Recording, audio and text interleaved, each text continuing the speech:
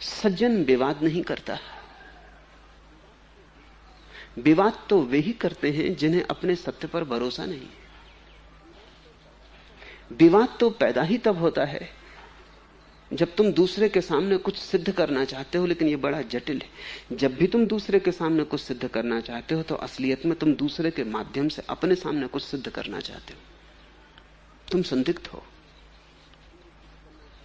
हिंदू सिद्ध करना चाहता है हिंदू धर्म सर्वश्रेष्ठ है, यह संदिग्ध है आदमी। ये तर्क का जाल फैला के अपने को भरोसा दिलाना चाहता है, और दूसरे को दिला पाए या ना दिला पाए, अपने को तो दिला ही लेगा।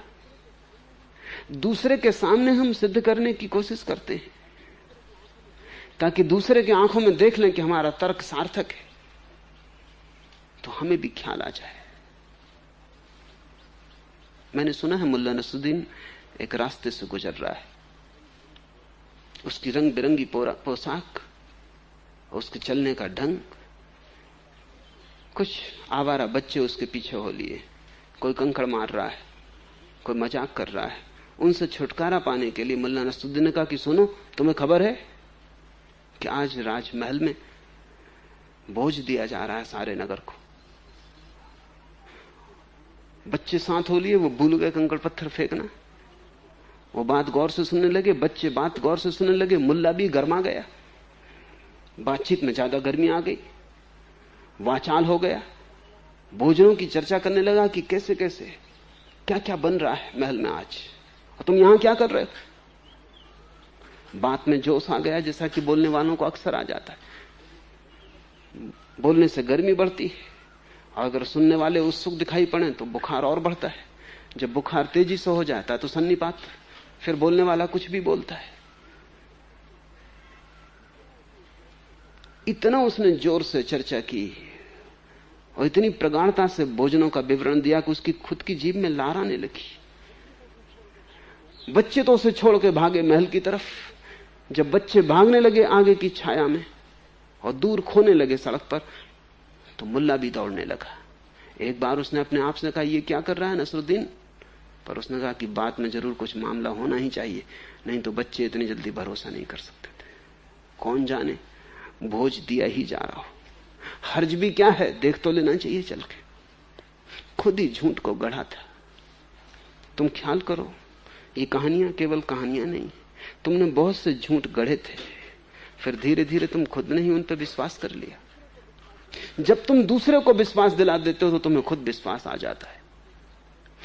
दूसरे के चेहरे में तुम अपनी तस्वीर देख लेते हो और भरोसा आ जाता है कि ठीक होना ही चाहिए। दुनिया में जो लोग दूसरे के सामने कुछ सिद्ध करने में लगे रहते हैं, वे ही लोग हैं जिनके भीतर अभी कुछ भी सिद्ध नहीं हो पाया है। सज्जन विवाद नहीं करता, सज्जन वक्तव्य देता है, कह देता है जो उसे ठीक लगता है। वो किसी विवाद के लिए उत्सुक नहीं, वो कुछ सिद्ध करने को उत्सुक नहीं है। वो कोई तर्क, वो कोई वकील नहीं है, वो कोई वकालत नहीं कर रहा है किसी सिद्धांत की, अपने अनुभव की बात कह देता है।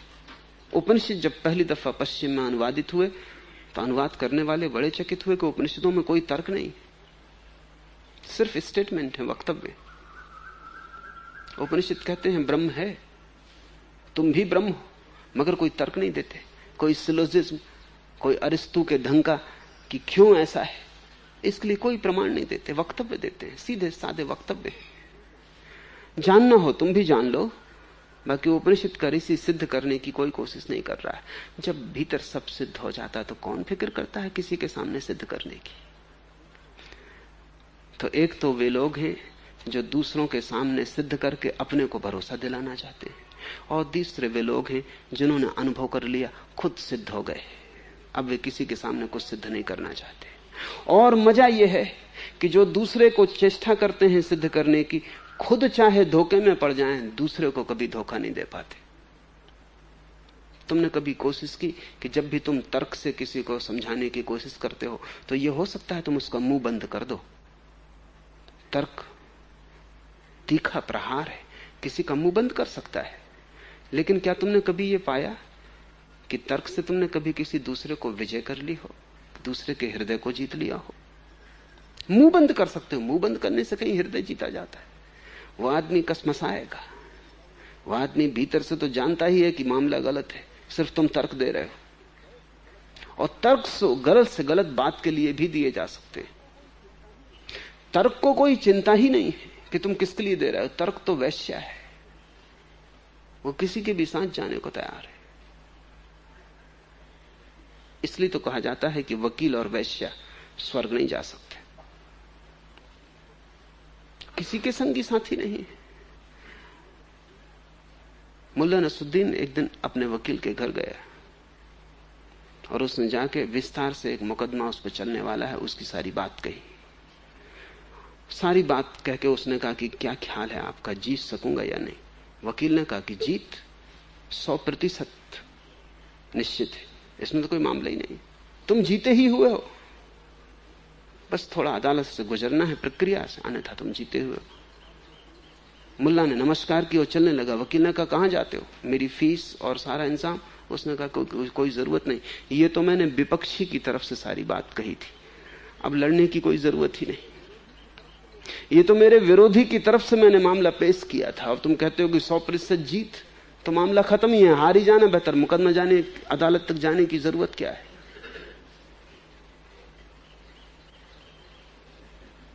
लेकिन नसरुद्दीन गलत है।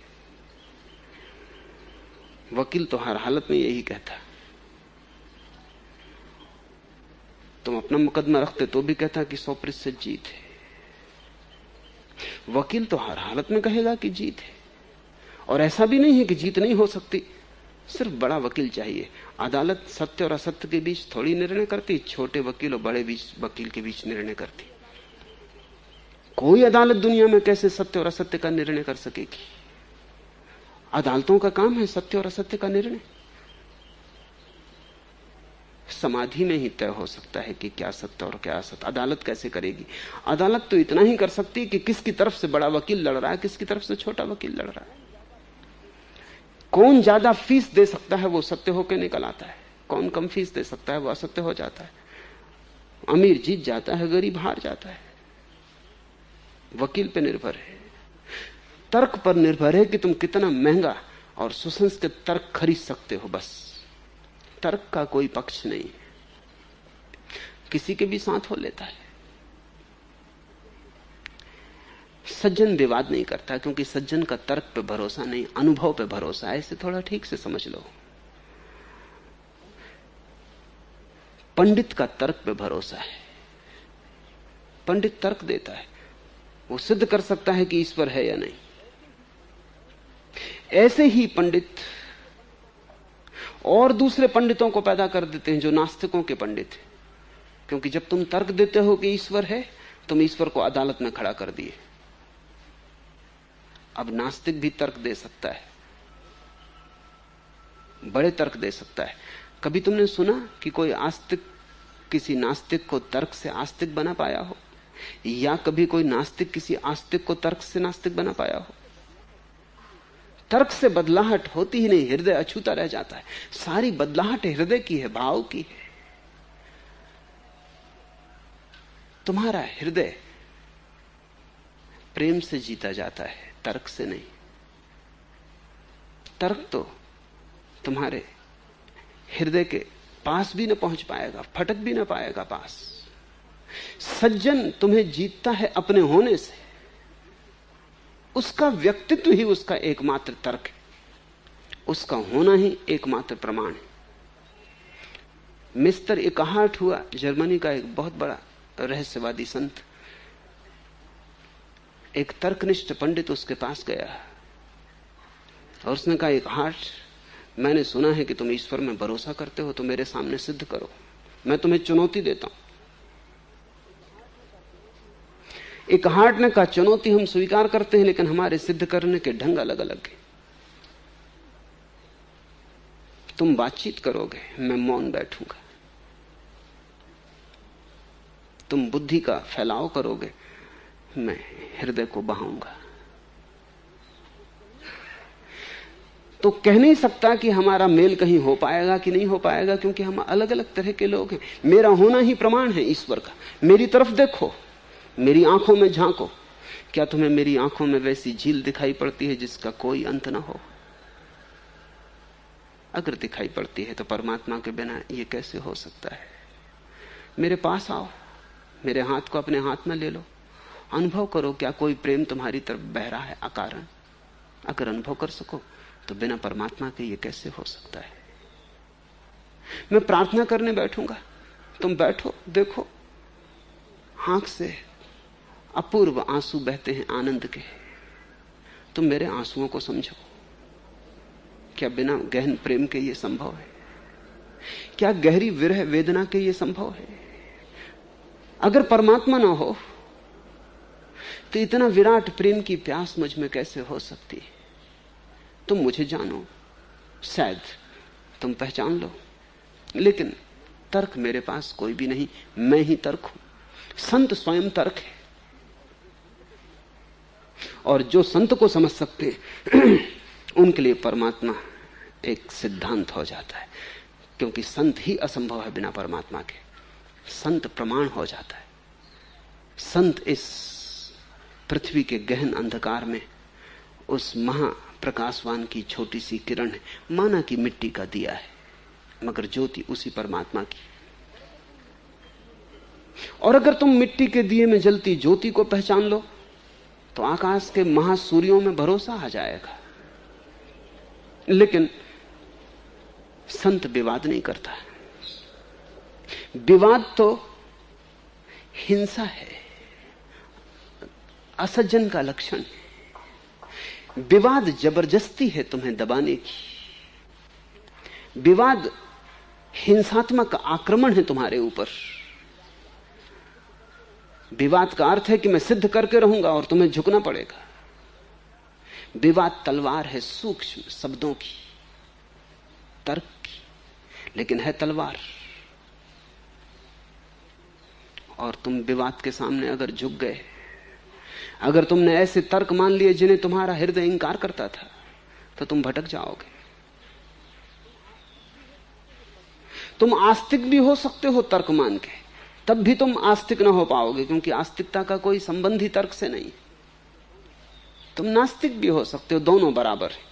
आस्तिक और नास्तिक में जरा भी फर्क नहीं है। अगर तुमने तर्क के कारण, विचार के कारण आस्तिकता और नास्तिकता को चुन लिया, तुम में कोई बहुत फर्क नहीं है।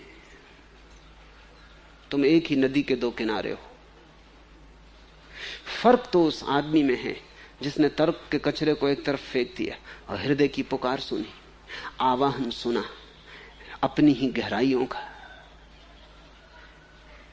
धरातल पर, सतह पर जो हो रहा था उसकी चिंता छोड़ दी, विचार की तरंगों की गहन में उतरा, भीतर की पुकार सुनी और उस भीतर की पुकार के सहारे चलने लगा।